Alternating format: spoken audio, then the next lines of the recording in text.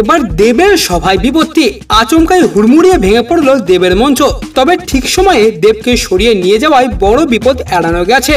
এদিন রাত 8টা নাগাদ ঘাটালের মনোহরপুর 1 নম্বর গ্রাম পঞ্চায়েতের শ্যামসুন্দরপুর ঝাউতলায় পথসভা করছিলেন ঘাটাল লোকসভা কেন্দ্রের তৃণমূল প্রার্থী দেব। এই সময় হঠাৎই মঞ্চ ভেঙে পড়ে তার। সঙ্গে সঙ্গে দেবকে ধরে নেন তার নিরাপত্তা রক্ষীরা। তবে এই ঘটনায় কেউ হতাহত হয়নি। দেব ছাড়াও মঞ্চে উপস্থিত ছিলেন ঘাটাল ব্লক তৃণমূলের সভাপতি দিলীপ মাঝি, তৃণমূল নেতা বিকাশ কর। তাদেরকেও নিরাপদে মঞ্চ থেকে নামিয়ে আনা গিয়েছে।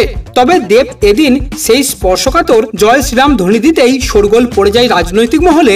দেব অবশ্য পরে বলেন, একজন এই স্লোগান ব্যবহার করে বলে পুরোটাই তো তার নয়, ঠাকুর তো কারোর একার নয়। ছোটবেলা থেকে মা বাবার কাছে এমনটাই শুনেছি, ধর্ম শান্তির বার্তা দেয়, সব ধর্মকে একসঙ্গে নিয়ে চলাই পরম ধর্ম।